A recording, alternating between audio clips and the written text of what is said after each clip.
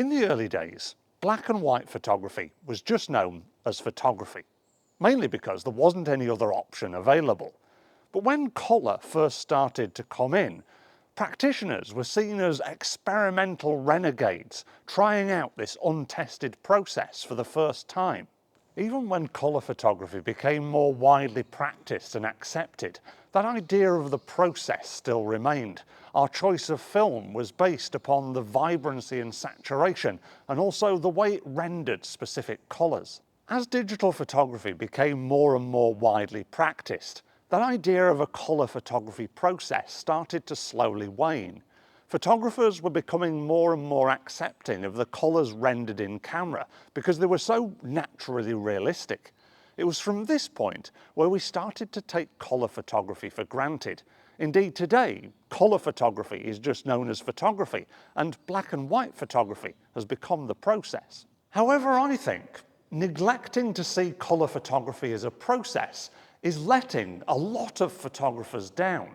Which is why in this video, I want to introduce you to 3 ways in which we can reconnect with the colour photography process and breathe more life into our colour photographs. When looking for inspiration for our colour photography, we shouldn't look much further than 3 big names: Steve McCurry, William Eggleston, and Saul Leiter. Not only did these 3 photographers use colour photography as their medium, it was almost the subject of their photographs. When we take colour photography for granted, we might still see the colour of our subject, but we probably wouldn't see that colour as being the subject itself.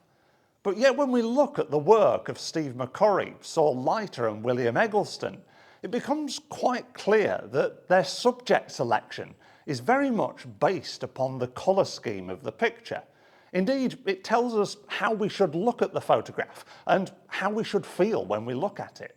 For us mere mortal photographers, a great task that you can challenge yourself with to get yourself into this mindset is to just use one dominant colour on one given shoot.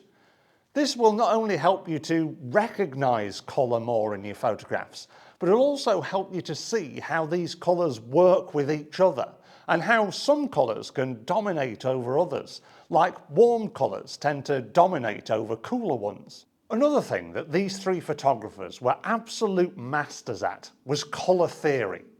Colour theory is based upon the colour wheel, the rainbow spectrum spread out around a central point. Colours that are next to each other on this wheel are known as analogous colours. Colours that are opposite each other on the colour wheel are known as complementary. And colours that are triangular opposite each other on the colour wheel are known as triadic. McCurry, Eggleston and Leiter all use these techniques to high aplomb. I mean, take Steve McCurry's Afghan girl photo for example. It's a very simple complementary colour scheme, but yet when we look closer we can see that the attention to detail when it comes to the colours is absolutely second to none. Not only does the subject stand out from the background, we can also see the tears in the red clothing, showing the green clothing underneath, almost making it look like we can see through this girl to the background. Not only is it a great colour photograph, the colour dictates a story that sits behind it.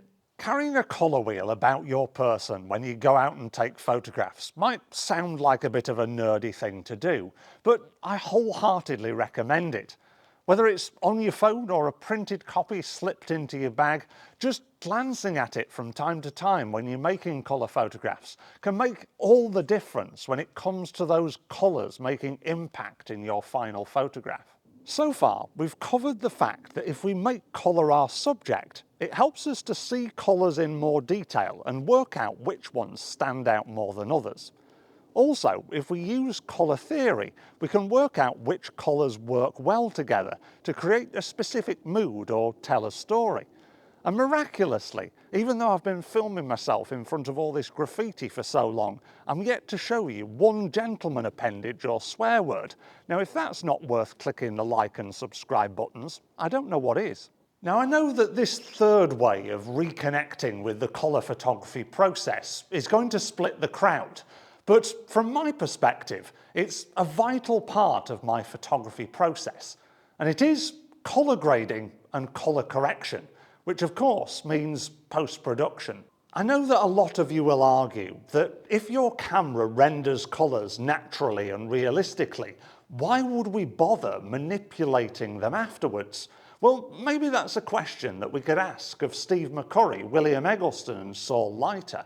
All three of these photographers used colour film, and of course colour film renders colours in different ways depending on which stock you use. They would also use post-production techniques to make the most of the colours in their photographs after they've taken them. That's because they all believed, like I do, that photography is a creative process. So therefore, as photographers, we have creative license to depict our photographs in the way that we would like them to be seen.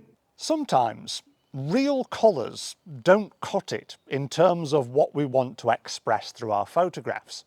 Let's say that we take a photograph of a sunset and the colours look okay, but with a little bit of warming of the white balance, we can make them look so much more rich and appealing.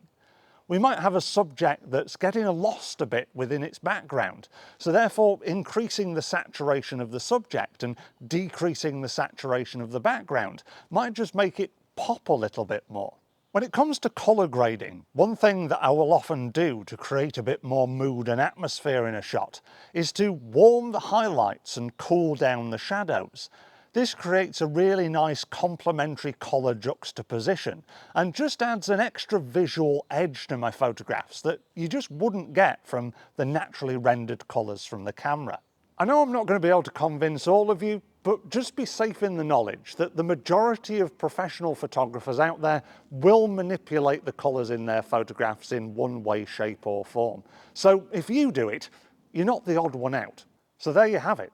3 ways followed by 3 of the greats of colour photography to help you to connect with that colour photography process again. So next time you're out and about with your camera, don't just say I'm going out to do photography, say I'm going out to do colour photography. Because as soon as we stop taking colour for granted, we open up a whole new world of possibilities. If you want to learn more about colour photography, why not watch either of these 2 videos? Make sure that you've liked and subscribed if you haven't done so already, and I'll see you in the next video. Bye for now.